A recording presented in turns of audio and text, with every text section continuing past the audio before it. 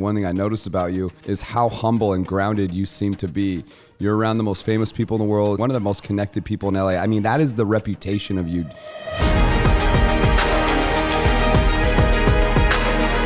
Did you kind of revisit, what is it I really care about? Like, what was that process? Because a lot of the things you're up to now are clearly highly aligned. From 17 to 27, I did one company, I took it public, that was my life. 55,000 stores, I built this whole business. I resigned to start the poker site. Started a poker site, and then 2 years later, the whole market shut down. I never wanted to be all in on any one thing ever again. We're really excited here, Man on a Mission Day. We got someone that I really look up to early on when I was considering how to step into the light, build my personal brand. Really consider like all the things that were going to be necessary to pull this off. Dan was something that naturally I just studied. He kept coming up over and over and over again as I sort of was in the marketplace just watching and learning. And there's a few people that rose to the top in my mind that were people that I aspired to be like and that would really like challenge me to think differently. One was Ed Milet. And again, I developed a personal relationship with him, and the other one was Dan Fleyshman. I'm very, very lucky that I was able to develop an incredible relationship with such a special human on this planet. There's a few things about Dan that are undeniable, and we were just talking about this sort of in the pre-show banter that we were doing. But Dan is such an understated person. He is such a valuable commodity in the marketplace, and the way he operates is such at a calm, cool, grounded level. He has so much just. It's like a serene vibe that circulates around Dan. If you've seen him like in action, it almost looks effortless how he slides in. He communicates to the world. He's so practical and he's so humble and grounded. But this is the most connected person in LA, maybe one of the most connected people in the world. I mean, this is a person that is so capable of bringing big forces together and extracting gold. Big forces together, extracting gold. Very rare in life will you ever develop a relationship with someone like Dan. So I would really advise people who are out there is to go search for Dan Fleyshmans in the world and learn from them, study them. Because Dan, he just said it in the pre-show banter around this topic of why are you so calm and cool and why does this look effortless for you? It's like, this is all business. He's just trying to connect great people to create impact. He's been doing it for 23 years. So I'll let him elaborate on that, but I really want to just soften the tone of this podcast by letting you know there's someone so special right here, and he deserves literally all the gifts in the world because all he does is provide value. And I feel like that is one of the key things that you will be able to pull out of this interview. So Dan, welcome to the show, man. I love you, brother. Yeah, and welcome, Dan. We're happy to have you here, man. So let's see, we got 1 hour. We could probably do 10 hours with Dan. There's so much he could teach you. But I would like to probably start in a place with this show that it seems to be a common theme. We like to go right to the low, Dan, in your life. Everyone always sees the wins. It's so easy to project the wins, the lessons, all that. But we want to know, what is the worst time in your life? Take us right to the Dan that nobody knows. I'd say the worst business time of my life was I had a company called Victory Poker. And it was so big, right? We were the top 5 poker site in the world. I had signed Dan Bilzerian, DJ Steve Aoki, Playboy Playmates, all the most famous poker pros. We're on TV shows all over the world. I'm on TV shows playing high-stakes poker. Bilzerian's doing this. It's like we're making videos, we're getting millions of views back when social media was just getting started. We're making videos, we're getting tens of millions of views back then. And all of a sudden, April 15th, it was what's called Black Friday. And the online poker the whole world was shut down in America. Where my 3 biggest competitors were all getting arrested. FBI seized their bank accounts. FBI seized their bank accounts in 16 countries that were non-extradition countries, countries that we didn't have peace treaties with. They seized those bank accounts too somehow. And so if you went to Full Tilt Poker or Poker Stars, you went to their website, on the cover of the website says, seized by the FBI, property of the government. Wow. Luckily, mine, Victory Poker, didn't say that because I never got in trouble. I never got a knock on the door. I never got a letter. I didn't do what they were doing, which was they were miscoding merchant transactions, meaning Matt was deposit $500 on PokerStars. His credit card statement would say flowers.biz. Eric would deposit $1,000 on the same website, and it would say mattresses.edu. And so they're miscoding merchant transactions. Mine was Victory Poker at Wells Fargo, and I had KPMG accounting. I had one bank account, and that was it. So I never got in trouble. But by default, I've now become the number one poker site in the world. You don't want to win because your competitors are all dead or in jail. That's not how you want to win. And so I manually, I closed down the poker site 4 days later on April 19th, and I manually paid back 41,000 poker players. Again, think about 12 years ago, trying to manually pay people back to their credit cards or bank accounts. Hundreds of thousands of people were withdrawing directly, but I had to manually pay back 41,000 people that didn't withdraw because social media wasn't that huge back then. It's hard to get a hold of everyone back then. Sure. So the same day, April 19th, I was supposed to get this large amount of funding from one of the top 5 sites in the world who was investing into our company. I had a whole photo shoot planned in Costa Rica. I had models and playmates flying from all over the world. I had their flights booked from London and Paris. And anyways, they're all flying. All these girls are flying in. All the poker players are flying in. We rented out this whole resort in Costa Rica called Gaia. And it was like this amazing, we had it all planned out. Photographers, videographers.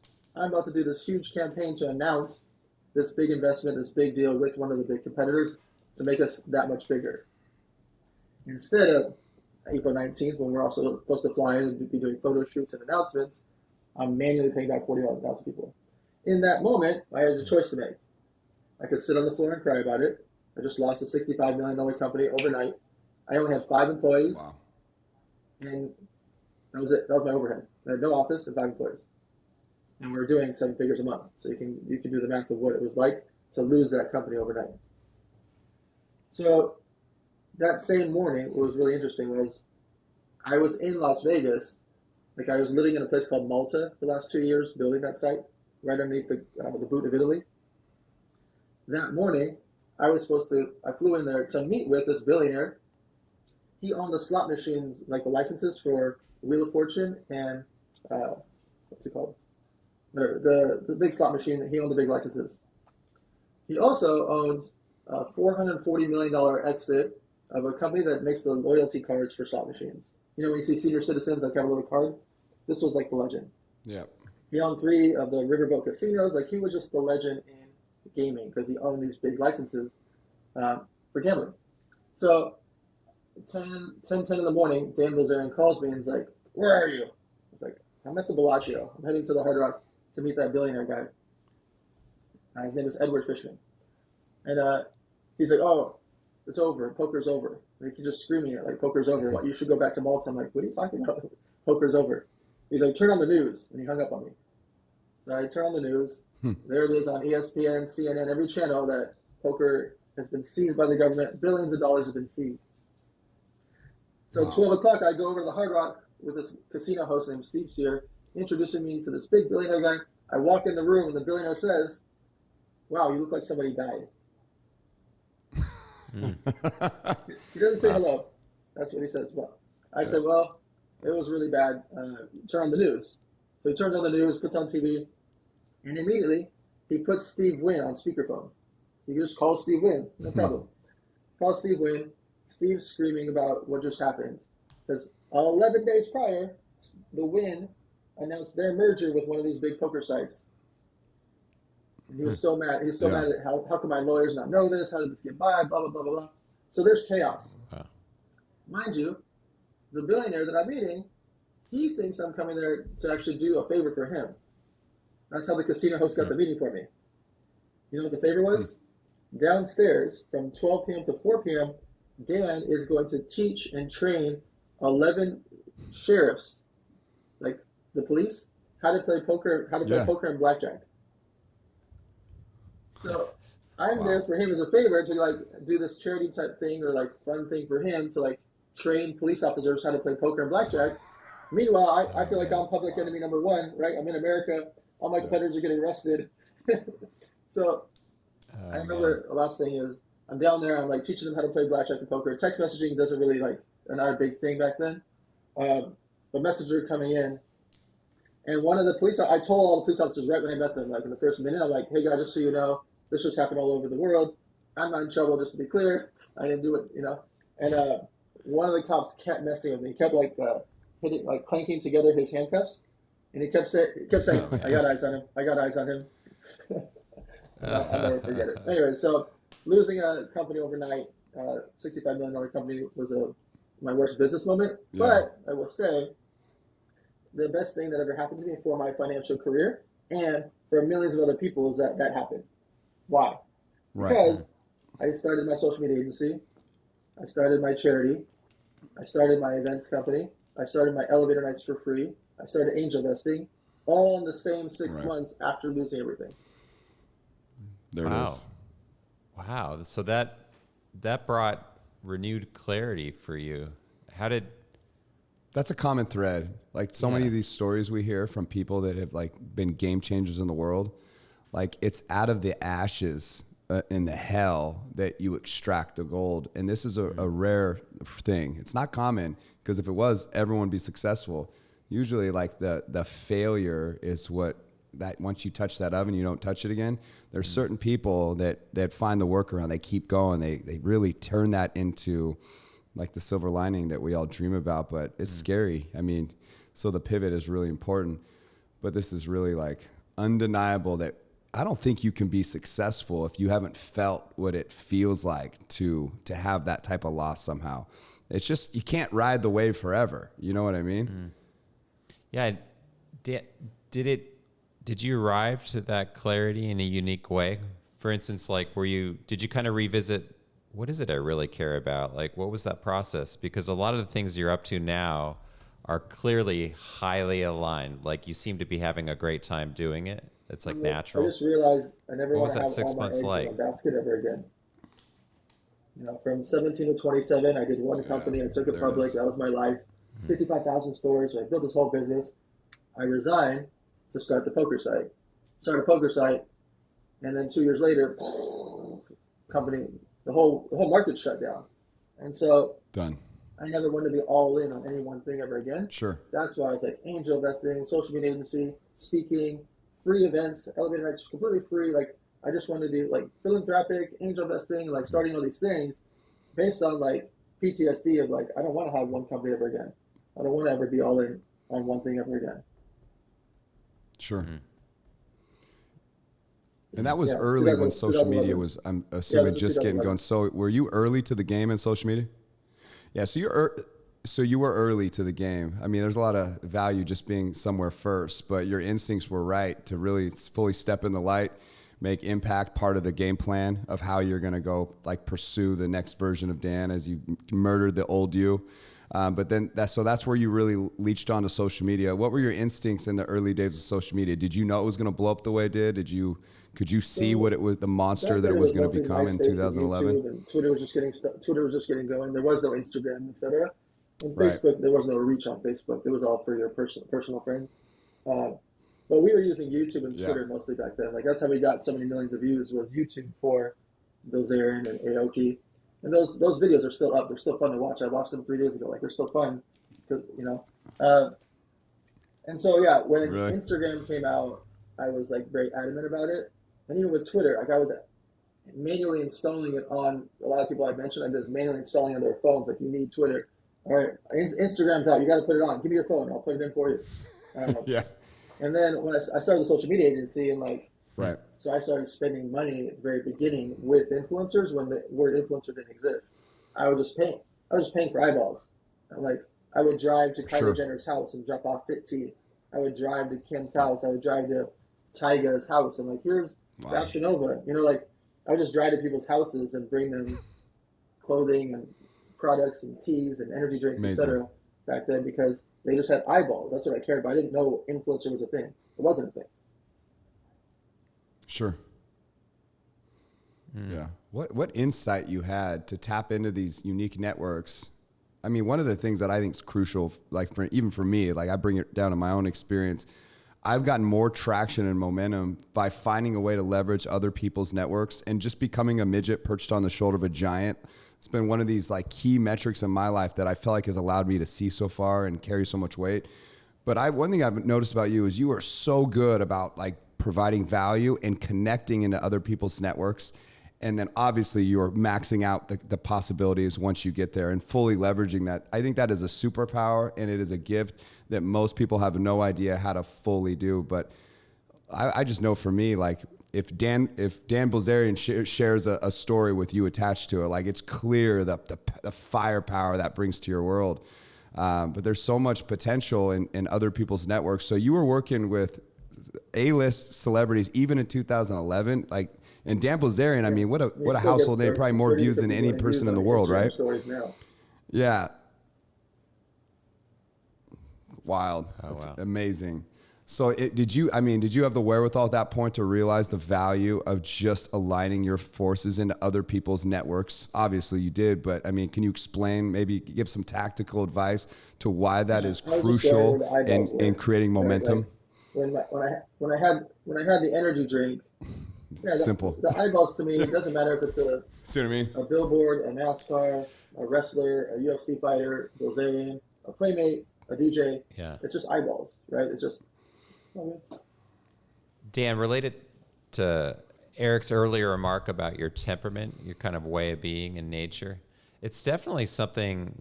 I just started following your content more earnestly, and there's something about you. It reminds me of something I once heard said about people who don't instill trust in others. And the little tell for the listeners out there, how do you distinguish a personality disordered person, like a narcissist? Is they always have an ulterior motive behind every utterance. Like there's a little bit, whether they want your approval or they're saying something in order to get you to go a certain direction. And you do, not knowing you personally, you come across as so straightforward. You just don't detect that you're up to another game behind what you're talking about. And can you talk about that? Now, you're going to be tempted to say a one-word remark and leave the topic, but really unpack it. Like, because you're running around with celebrities, influencers, people at high levels, and you can't pull off the events that you do without building real trust. What are your thoughts on that? So there is a game to it. Like I want people to do things, and I want people to replicate things that they like that I do, or avoid things that I do that they don't think they could do themselves, or do a pivot to what I'm doing. Or so there is some game to it. Subconsciously, I know what I want, right? Consciously, I know what I want to happen. Subconsciously, I think I'm trying to make it happen with the way I'm interacting with celebrities, athletes, talent, influencers, friends, charity, followers, everybody between. Everyone to me, again, is like the beautiful mind thing. I have a different version of who everyone is in my life and how I am to them, like how they perceive me or how I think that they perceive me. And so the temperament comes from being numb to things. I'm numb to celebrities. I'm numb to people dying in my life. 35 people have passed away. I'm numb to a lot of emotion of things. And so it's hard for me to have, if I lose $1.4 million in a poker hand, my heart rate doesn't change. If I throw the world's largest toy drive, I like it, right? Like mentally I like it, but my heart rate doesn't change. I have a function of like, how do I make it bigger and better next year? And so I look at the things in my life, the good, the bad, people dying, losing money, doing something great, and my heart rate stays the same and my temperament stays the same, because all of them are just a function of my life and the things that I want to do to check off the list before I die. Yeah. And not a fear of death, a fear of time, a fear of running out of time to do all the things that I want to do and do enough things that people can replicate. The reason I post so much about charity, I don't need people to donate to my charity. I want them to replicate me so it lives on beyond me. And so I look at each aspect of my life of like, if I can make people better, right? If I introduce Eric to billionaire X, and Eric and billionaire X go off to do something major, huge company, hire 300 employees, create a big charity, create a podcast, like the things, none of it stems back to me, right? But the butterfly effect of Eric becoming the billionaire and Eric doing more charity, and then he hires hundreds of people, and those hundreds of people start to be able to buy a house and pay for their college for their kids. Like the butterfly effect of all those things is why I'm so proactively, like every day I'm introducing people, every day I'm trying to do deals, every day I'm trying to do meetings. It's why you couldn't pay me $2 billion to go sit on a beach with no phone. I want to do all these things. I don't. That's a That's And a you're powerful why. you're very non-attached. It's like a Zen. You're committed to the game and just without Well, I attachment. know that some things are going to fail. Or I know some people are going to screw me over. I know some people aren't going to show up. Like when you think about the poker site, technically Dan Victory Poker didn't lose the game, right? My three competitors got seized by the government. They lost the game. That doesn't matter. The scoreboard's a scoreboard. I lost. Doesn't matter how it happened. I I could sit and cry and blame Sure. the competitors and be like, oh yeah, if it wasn't for them. No, the game is the game. I lost. Yeah. And so I could sit on the floor and cry about it, like, and have people feel sorry for me that my competitors screwed up. It doesn't matter. I'm in an industry that was high risk. They screwed up. I still lost. It's still my decision. However it happened, however that game happened, Yeah. it happened. And so Yeah. the reason I try to stay non-emotional to those things is I know going in, some things are going to suck. Some things are going to fail. Some people are going to be bad. Some people are going to screw me. Some people are going to do lawsuits. Some people are going to go make competing versions of exactly what I'm doing. I know that going in. Right. So why would I get emotional about the things that I can expect are going to happen? I know sometimes people will be late. If I get mad at them every time they're late, when I know that they're late over and over and over, that's on me. They're not controlling my emotion. When I already know they're going to be late because they're late all the Yeah. time. And so I try to stay very calm and focused on the things that I can control. And like I said in the poker thing, like if I have pocket aces and Matt has pocket kings and we play a $1.4 million hand and then you hit a king, what am I supposed to do? Not play aces? Yeah. Right? Yeah. Right. There's something really powerful about scar tissue and that kind of that been there, done that mentality. And Yeah. I think the best in class, they hit 3-pointers all day. And again, like they've been there, done that. Like I love being around that type of energy, but you tapped into a why that I think is unique to expand upon because it's really kind of built into part of my why and a lot of the people's whys around America that I look up to was this whole idea that you can inspire and impact people in a way that gets them chasing their dreams, that gets them really focused. Like if you want to solve crime, you're going to be mad at the TV all day or you're going to go out in the marketplace and do something and help people win. Like all the things we hate in society, all the things we fear, all the things that create hell for people. Once people start latching onto their dreams and having self-belief and sort of the bandwidth to be able to perform in the marketplace and do it, this is the best way to solve this. And you are a perfect example of someone that is out living in their highest and best use. And by inspiring other people to do that, like this is literally how you save the world. That's how you save this country, is by getting people to believe that they can do anything. So there's a really powerful why beneath your message. But it brings me to the next question. There's a lot of divide in this country. There's a huge red line right in the sand that's cutting this country in half right now. And I do believe that it's influencers like you that are actually doing the repair work as much as you can, but it almost seems like a game that can't be won. What's wrong with America, man? Straight up, like, why are people failing? Why is there so much pain in the marketplace? I seem detached from it because I'm always in the right room around people that are bigger than me and more inspired than me, but it's undeniable when you look around, like what kind of pain exists out in the marketplace. So, I mean, what does Dan say? What's the problem? We made it okay to be a loser. We made it okay to be mediocre. We made it okay to come in 9th place and still get a medal. We made it okay to do these things about things that are A and B, right? Or right and wrong. There are things that are fundamentally right and wrong. There are things that are science-based or biology-based that are right and wrong. There are things that we've allowed for some small amount of people to say that, and if there's any pushback, we allow it, or we have to change, or people can get canceled. Yeah. Truth and reality don't change just because someone that's confused or someone that's emotional or someone that's scared or someone that has no clue says something or questions something. And so true. As you know, I rarely, and I've told you this, I don't talk about politics. I don't talk about those things because to me, those are not A and B. Those are things that are up to opinion. When people talk about, are there anything more than 2 genders? There's just male and female. It's not a emotional thing or a question thing. It's just science and biology. That's it. There's nothing else to it. And we've allowed people to make it seem like there's other options. There are no other options. One gender can have babies, one gender cannot. There's no other option to it. And there's no emotion to me when I say that, and can't cancel me for saying it because it's just biology. And everybody that says anything different is wrong. And I can say with 100% fact, it's just wrong. There's no religion to it. It's just science and biology. When someone comes in 9th place and they give their child an award, That is wrong. That child does not deserve an award because now they're not going to practice hard for next season to go out and play because why would they? They got an award for coming in ninth place.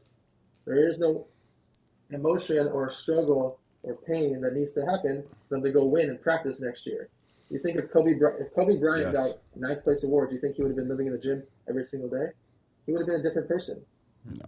You have to go through the function. 100%. You have to go through the losses, like Michael Jordan not getting on the basketball team in high school. Like, you have to have the hard parts to make you want to be in the gym every single day. And so when a kid gets ninth place in a soccer game, and they're like, oh yeah, it's okay, honey. It's not okay. It's just not okay. You need them to go out and practice and strive hard and work hard to go get better. Otherwise, there's no. And so we've allowed that to happen over these last couple of years in particular, because people have made it seem like it's okay to suck, or it's okay to fail, or it's okay to do these things, and it's not okay. Right? You need people to work hard. I have a question on that. Dan, you're another aspect of your temperament. You seem understated, and you have good discretion, and you seem private. As social as you are, you seem, and that I respect that when I see that in people. But when you evoked Michael Jordan and anybody who's had the level of success that you have, I can't help but be interested in the background. Not only where you're going tomorrow, but like, man, this young guy, like you broke the record as the youngest publicly, funded, publicly traded company that you founded as a young man. Tell us a bit about your own background. Did you have some of those painful Michael Jordan moments as a youth? Like, what shaped you? So, if you throw someone in the pool, you have to swim or die.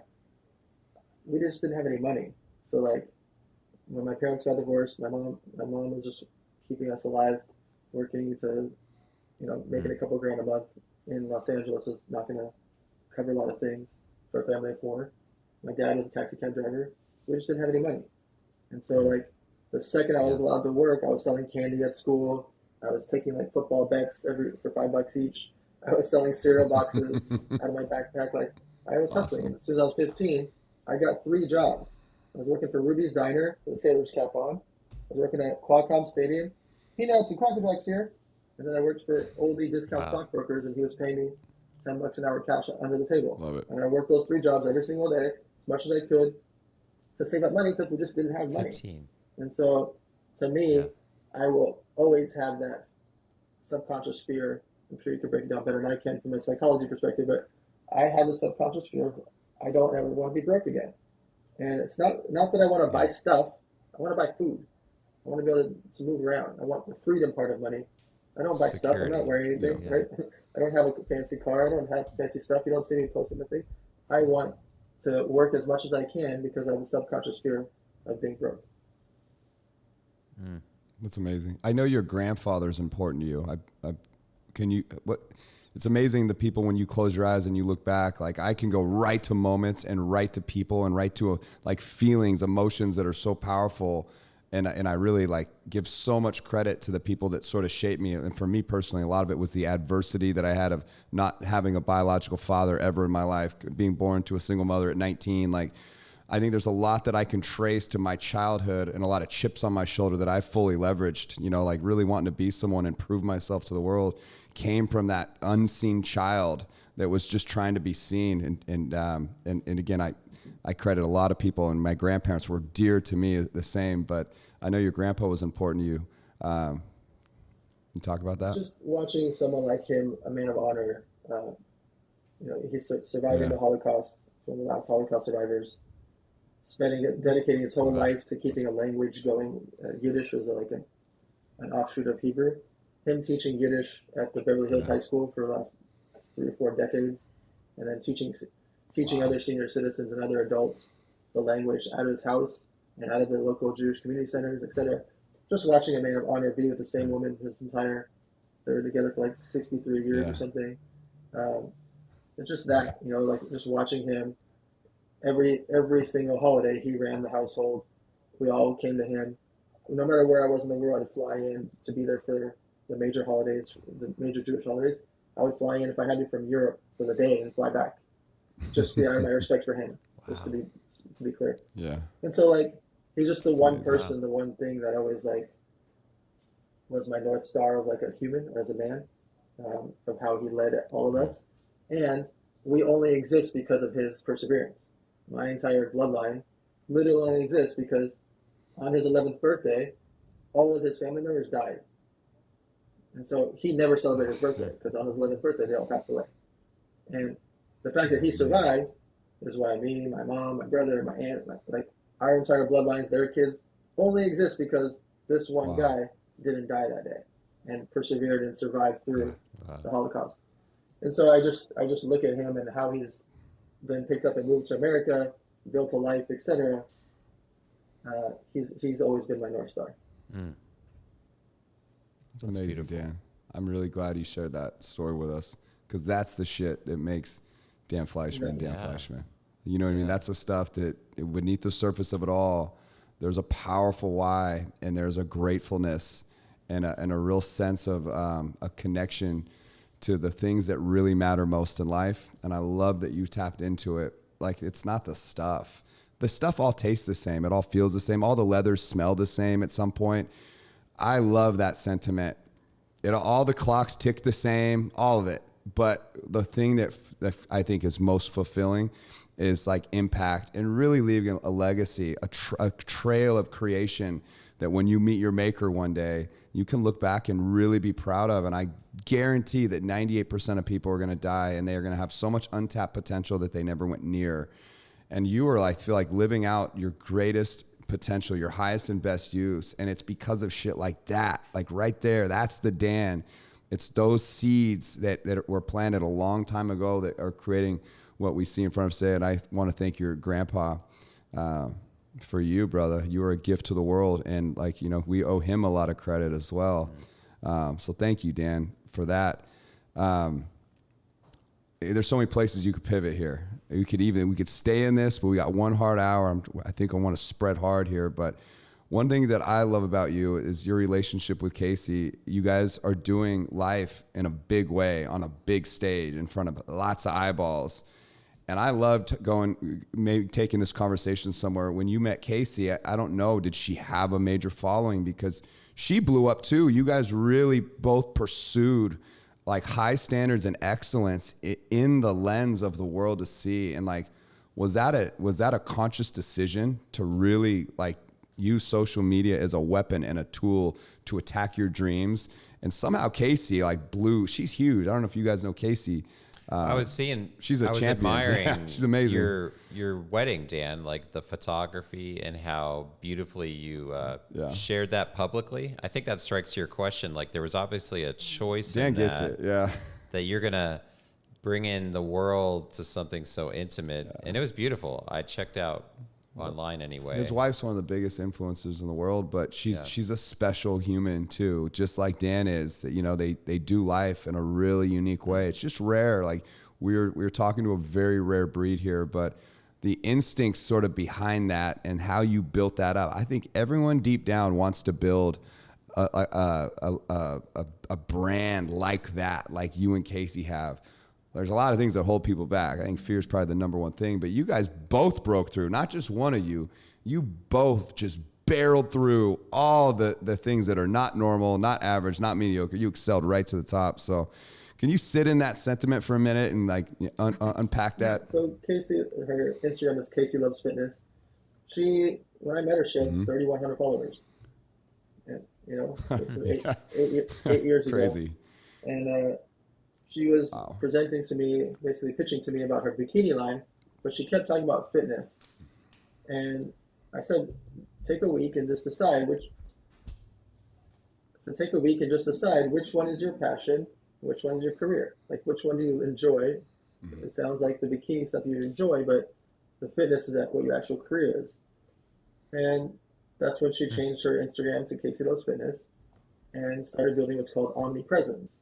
Her Facebook page has over 1 million followers. Her Instagram, 700,000. She has Twitter and Threads and YouTube. Like, she's on every platform. And not necessarily because of me. It's not like I'm posting her all the time. I'm definitely not posting her on other platforms. She built all of those on her own through her content and her consistency. She posts social media every single day. And just math and time, that adds up over time. And she's been working with First Form, the supplement company, since 2016, working with Andy. and a bunch of the influencers. And she'll actually like manage campaigns for the influencers and like go through and make sure they're posting on time and make sure they got all their products. And she's been doing that for 7 years. And so if you just think about the math, Right. time, and consistency, that if you post every day, you do collaborations, you post with other people, you make good video, photo There content, you go. you actually make real caption and showcase your life and stories, showcase your travel, you're going to gain a following. It did not happen overnight. She went from 3,100 followers to 5,000 to 10,000 to 20,000. It's been 8 years of growing that to these millions of followers. Yeah. There is no skipping to the front when it comes to that. And anytime someone goes viral for something, those followers are not sticky. You go viral on one video, those are not sticky followers. She has sticky followers because she's been doing it every single day for the last 8 years, and she's not going to stop. You'll see it this morning, you'll see it tomorrow, you'll see it the next day, you'll see it when she's tired, you'll see it when she's sick, you'll see it when she's traveling. She's going to post every single day, and you're going to see content. And that just adds up. Math, time, and energy just keeps adding up. And so her being so integrated into the charity work with me has been fantastic. You know, she's at every charity event. She's posting about the charity stuff, and she cares about it. Whether I'm there or not, she's going to do the charity work, the toy drives, the backpacks for the homeless, and everything in between. And so we live in parallel, but she's doing her own things. Does that make sense? Like we intertwine whenever we can, but on her own 2 feet, she does so many of these things. She wrote her book by herself. It's called the Glute Bible. She wrote the whole book by herself. I didn't do anything for the book. The Glute Bible. And so yeah, so That's a good I topic. think from a relationship perspective, it's important for boyfriends and girlfriends, husbands, wives, any combination of relationship to make sure that the other person is not living just vicariously through you. It'd be easy for her to just like, it'd be easy for her to just latch on and run around with me and travel. She's got her own stuff to do. She's not going to be at every event with me. She's not going to be able to travel all the time. She has her own things to do. She's on speaking on stages. She's on other people's podcasts. She might be doing podcasts right now for all I know. Like she's out there building her own career. I think it's important for people that are in relationships, especially when you have like an Eric Rock as your boyfriend or husband. Like if you just live vicariously through him, you're going to not be able to build your own career in life. And at the times that that person is busy, you will feel a bit of resentment. And so it's important in a relationship to make sure that the significant other has things for themselves to do, for their life, for their career, for their ego, for their psyche, etc. Yeah, everyone should pursue their passions. Like everyone has a thing that is deep inside their soul that they're capable of doing.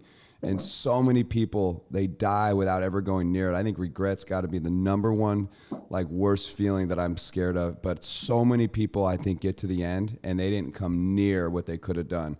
And I think really fear is probably one of the most dominating reasons why. We love to ask sort of these questions to our guests, like, what's holding people back? What's the number one thing, Dan, that you think's holding people back from pursuing their highest and best use? They think that embarrassment of not succeeding or failing or going slow, they actually care what people think. Yeah. And That's it. it's the reason that seminar speaking, or public speaking, is the number one fear in the world, and snakes is number 2. You think that snakes should be number 1, right? Like, hey, a 14-foot python should be scarier than standing in front of 30 people, but it is the subconscious. Yeah. People are nervous about other people judging them and watching them and thinking they're making a mistake or failing. And why I'm so passionate about getting people, here's the thing. In my books, I've only signed 3 words my entire life. I've never signed anything else. All I ever say is, just get started. That's it. Because of this exact question. Love that. Everyone has this fear of like, I want to start my company, I'll do it next year. Oh, I'm going to start my diet on Monday. Why do you have to wait till Monday to start your diet? Why do you have to wait till next year to start your company? Just get started. And so I've said, do it now. Literally do it now. I come up with these crazy ideas, and I just start them. And yeah, I could go on for that for hours. Like, yeah, if there's one thing you pull out of this podcast, everyone listen. One thing you guys pull out of it right here is the moment. Do it fucking now. Just silence the procrastinating voice that's spinning everything into a negative light. That's the imposter that's destroying all your potential. And listen to Dan Fleyshman and do it fucking now. I love it. It's a hit because that's such a beautiful like phrase. It should be like it haunting every person's negative thoughts. That do it now, do it now, do it now, do it now. Like you want to think like the 1%, like you need to start flooding your mindset with all these things that push you out of the vagueness. They've pushed you into clarity, and it's by doing scary shit, because everything you want in life, everything, you have to walk through the fear to get there, because that's like the stuff that you want is the stuff that's out of reach. And for you to get there means you have to go through the challenges to get there. Because if not, everyone would have it. Like, there's a reason rare is rare. You have to be willing to do the things that no one else does. And most people aren't willing to walk through the fear. But if you do it, like I always said, the barbarians are not going to stone you to death. This is something I learned when I started doing public speaking, is I would connect the audience to, like in the caveman days, like all the barbarians that might stone me to death if I say something they don't like. But the truth is, no one's going to stone you to death. Like, it's not a big deal. And once you sort of feel what that feels like, you can sit in the fear. I remember literally shaking when I'm on stage, and my heart feeling so heavy and beating, almost like blood pressure was like coming out of my fucking throat. And I'm sitting there, and like that fear like was shutting my mind down, where I couldn't even pull words out. But the truth is like, I'm afraid of nothing, but I sat in it anyway. I took a deep breath, and I told the audience how scared I was. And there was something about that earnest and honest sincerity. The energy came right back. The point really is like, when you sit inside your fears, once you get through it, the feeling on the other end is better than winning the fucking lottery.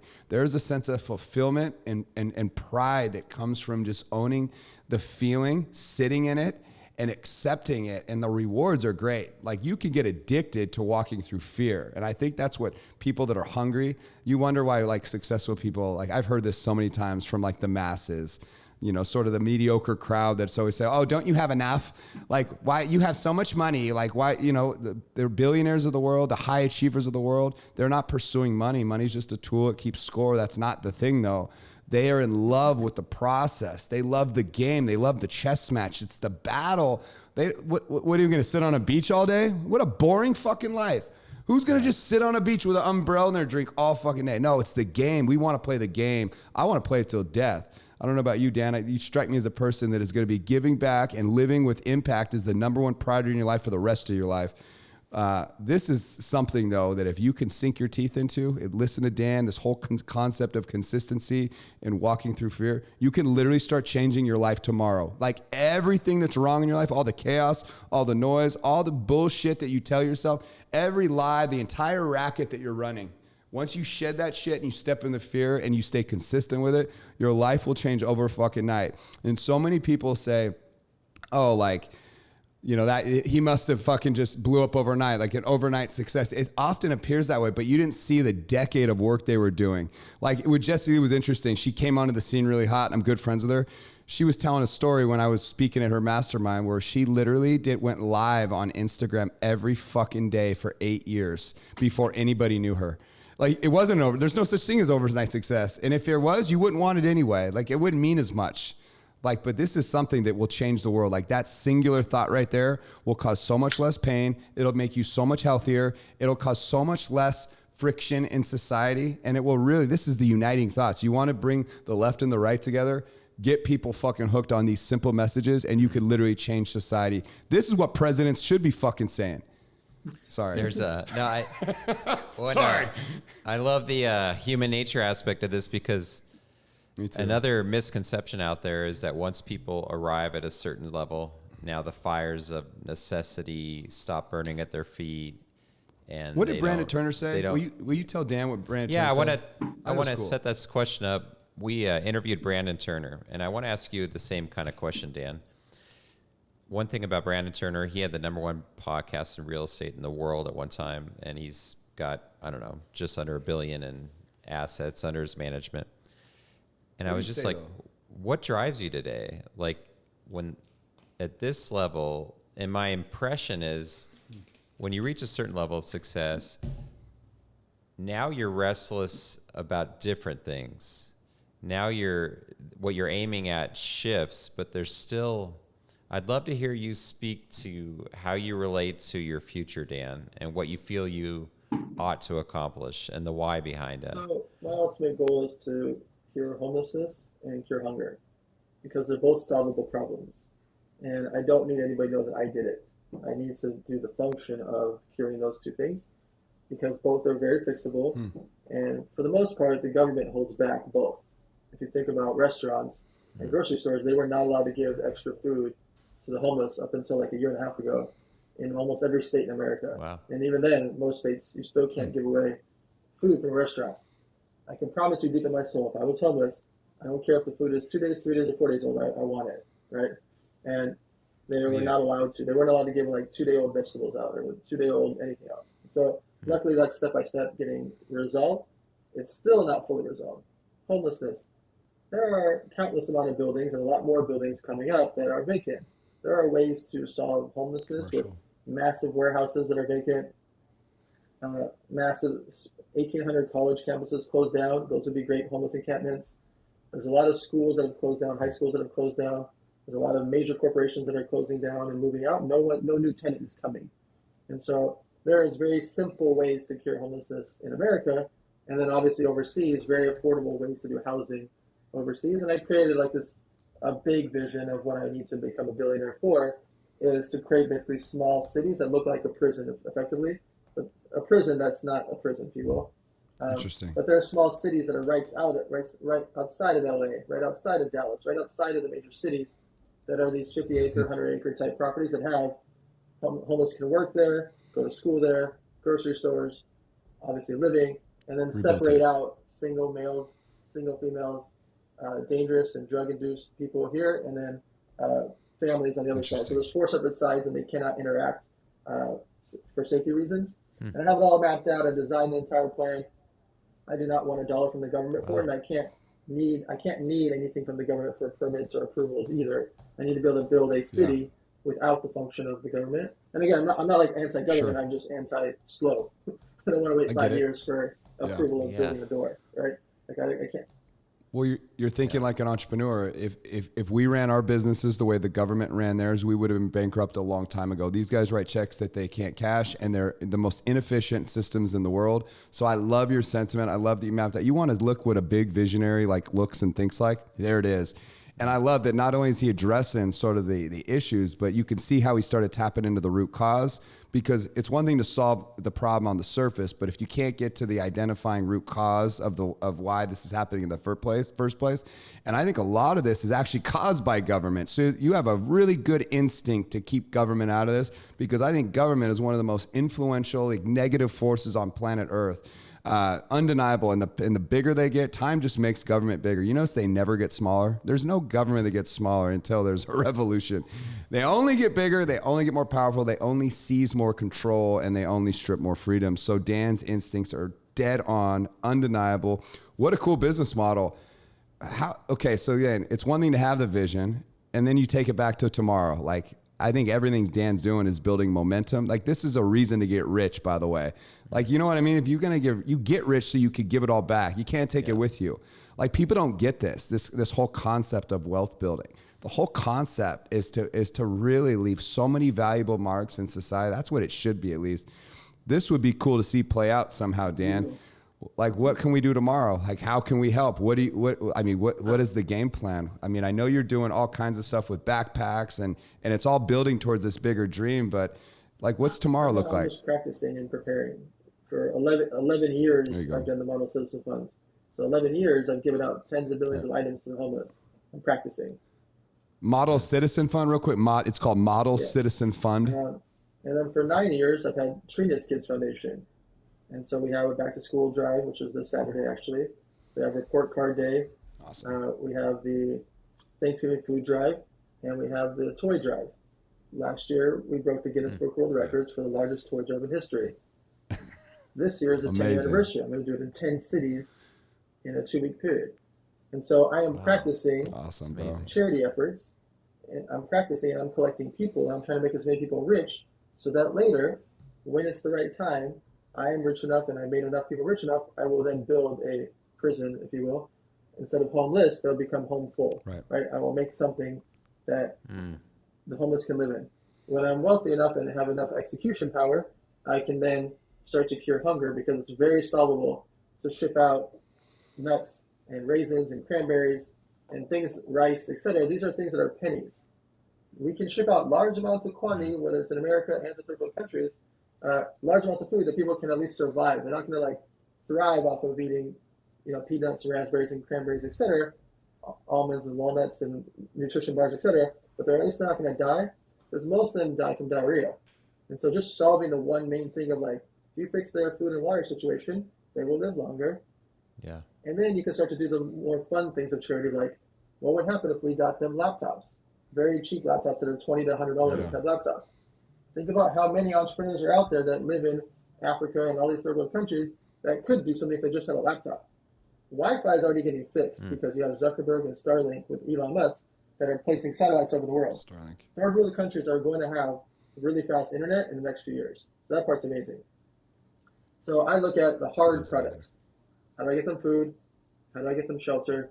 And if Elon's going to help get them Wi-Fi, you now start to, it becomes real interesting what happens to our society when millions and millions and tens of millions and hundreds of millions more people are not dying due to diarrhea, are not dying due to like basic needs. And then again, there are powers at be that don't like that, because we'll go from 8 billion people to 10 billion people like that, right? Exactly right. So I think there's pros and cons of everything that I'm talking about from the government's perspective. If you have billions more people, that's billions more taxpayers and billions more consumers. Hopefully that they don't try to stop the efforts. Your vision's a great example of this idea about getting really clear about the consequences of not fulfilling your potential, because you're stacking on, if I can get this much more wealthy, execute this much better, there's real consequences if you just took your foot off the gas. You do some of the coolest events out there. You think so big, and it almost seems like attached to all the profit, you're attaching purpose is just as powerful of a force, which is just, I think all businesses should be run that way. And I think honestly, that's the future of business really. But you do throw some amazing events. You guys are throwing, what is it? The biggest single largest one-day business mastermind conference in Utah. Yeah, September 23rd. Yeah, I'll be with you, man. I'm excited to go check all that out. You're going to give me a window into the world of Dan, and we want to try to replicate like something like that in Coeur d'Alene, maybe add 2 or 3 more elements on top of that, stack it into two or 3 days. But what does it take to put this stuff together? I mean, you have a powerful phone call. Dan Fleyshman makes a phone call. People pick up and they commit to you. I mean, it's not easy to put this shit together. Yeah. So Limitless Arena is September 23rd, and what happened was the Muscle guy in Salt Lake City, he'd already been throwing events, and he was like, I want to throw the biggest event in Salt Lake City history. Okay. Will you finance it? Will you do it with me financially? And I was like, well, if I'm going to finance it, I want to help do the whole thing, because I would like to protect the money part, and also like I live and breathe throwing events. And since he already had good events, I throw events for years. Let's do it together. And so we started thinking about who are the people that we think of when it comes to like, oh my God, this would be the biggest event ever. Gary Vee, David Goggins, Andy Frisella, Ed Milet, Tim Grover. Like there's just like so many. Eric Thomas. Like you just think about Russell Brunson. Boom, boom, boom, boom, and then try to pack it all in one day. And that's so cool. I wanted to do this also. To me, like I said earlier, is practice. If I get this right, my plan is to do them quarterly throughout the country next year. We're already planning the Limitless Arena in April, and hopefully get Tony Robbins to speak there. Awesome. So the way it works is when you build up and prove to people that you can throw events, speakers will want to come to your events. Sure. When you build up rapport with celebrities, athletes, big name speakers, and get some of them attached to your event, other big names will want to get attached to your event also. Mm-hmm. And so the first thing I always tell people, if you're throwing an event, get that first medium to big name person attached to your event, and other people will follow. You want to throw an event in Coeur d'Alene? Great.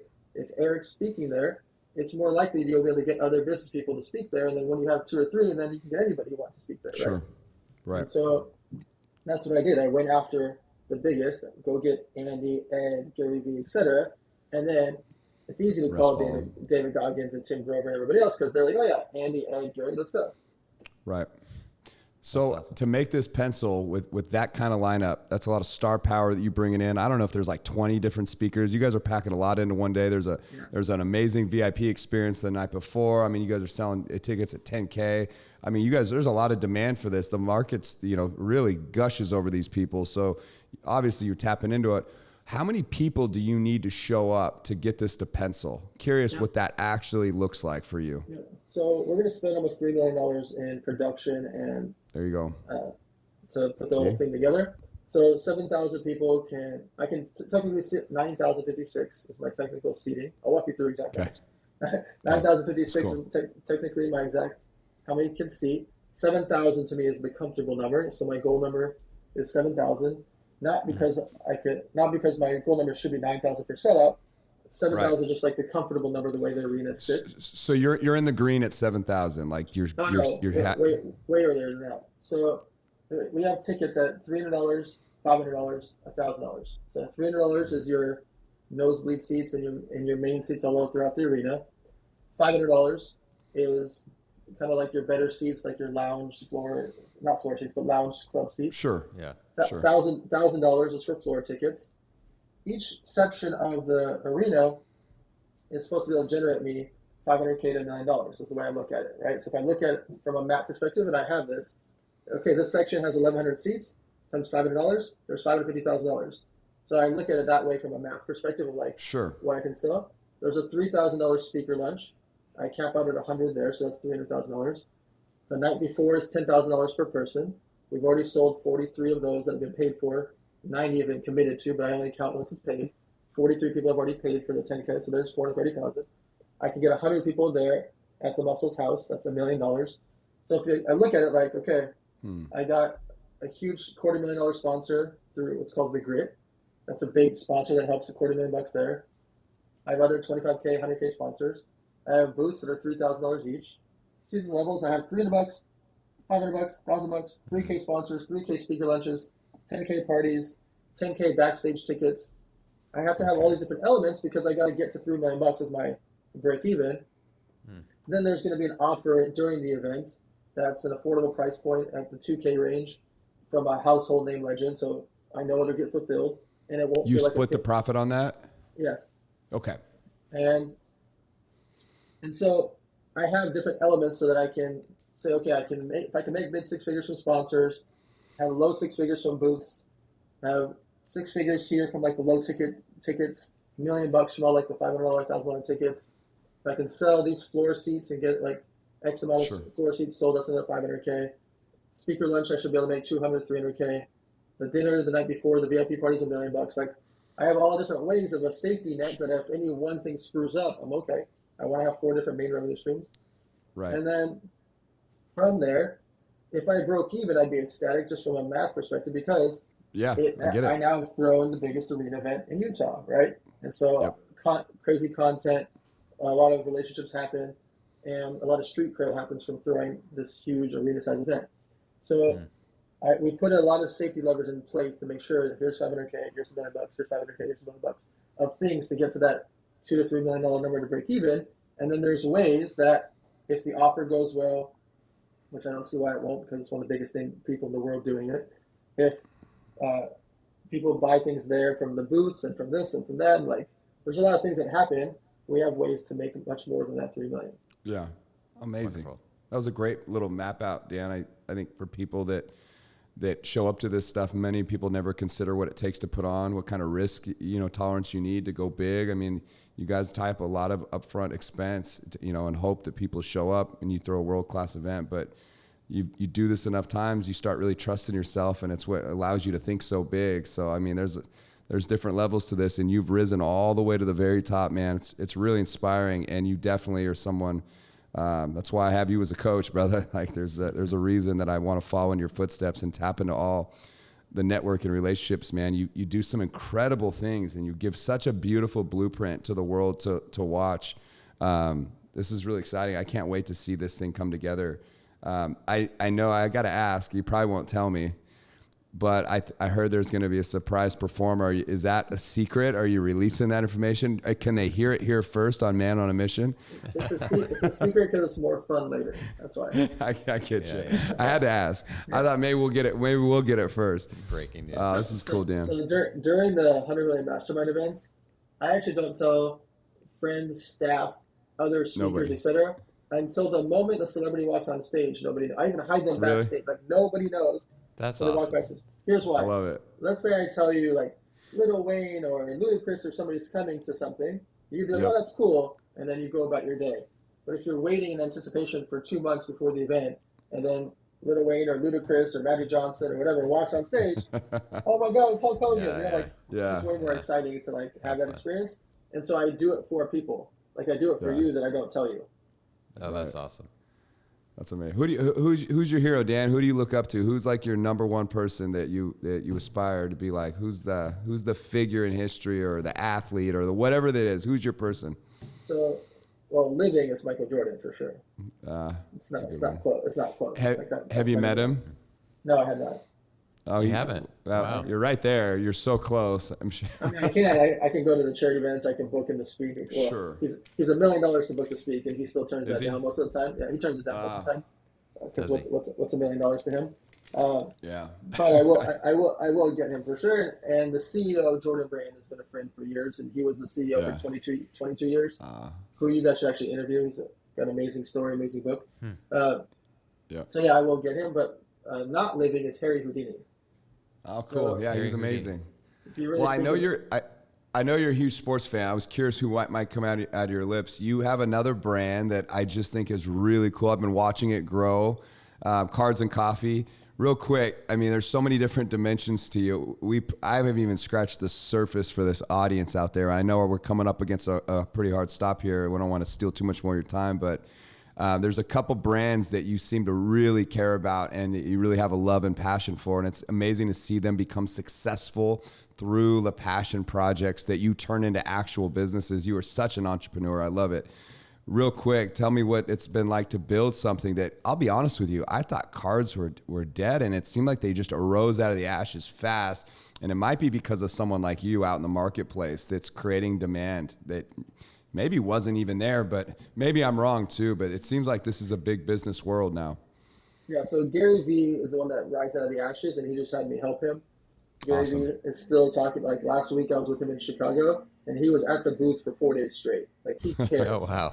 Right? He's a This guy worker, has, yeah. This guy has 1,000 employees, and he's there at the booth selling cards for $40 and $60. Like, That's he so cares. cool. So he's the one that named Cards and Coffee. That's why I started. He named Cards and Coffee. And then I went and opened up October 2020 in the middle of everything being shut down. COVID, yeah. I self-financed it. I put up 1.6 million to get it started. After 8 weeks, we'd done $1 million in sales. After 8 months, I did 10 million in sales. I did a round of financing. We've now done 27 million in sales. We have nine stores now in 2.5 years. And so I am passionate because I love sports cards. When I was 4, 5, 6 years old, I was selling baseball cards at the swap meet next to my parents when they were selling Levi's jeans out of the back of a van. I was selling baseball cards on a little table next to them. And so like I care about cards. But yeah, I'm building Cards and Coffee to be the first true national chain in the sports card and Pokemon space. That's so awesome. Well, I'll tell you, we're doing a commercial development in North Idaho. I've already asked Jeff Fenster if he come up. We'll put an Everbowl in Coeur d'Alene. You guys would destroy that up here too. We'll do it. Maybe I'll reach out. We'll figure out how to get a Cards and Coffee inside our development. It's easy. Coeur d'Alene is a cool town, man. I can't wait to bring you up here, Dan. I can't wait to bring you up here, brother. So, I've been there. well, you have. Did you come? Would you come with Ed? Yeah, twice. Yeah. Yeah. How'd you like that house he had out there in Micah Bay? It's cool property, huh? It's not a house. It's not a house. Most people don't realize this. That sits on 200 acres. Like even people from Coeur d'Alene, they have no idea how much land there actually is that goes up the mountain behind that home. I mean, Ed is just a giant. That guy just does things and his vision for the island, crazy. I can't wait to see what he turns out on that. When you need dynamite to make the area for your house, it's a big house. Yeah, it is. That's true. Well, Dan, I could talk with you all day, man. We really didn't even scratch the great surface. to talk with you, Dan. Yeah, I know Matt enjoyed this for sure, man. Yeah, I love how your mind blessing. works. I could see why people invest with you. Just straightforward, practical. The way you laid out your thinking around the event. You make business feel easy. Yeah, he like does. listening to you, I'm like, True. Why wouldn't I start 5 businesses tomorrow?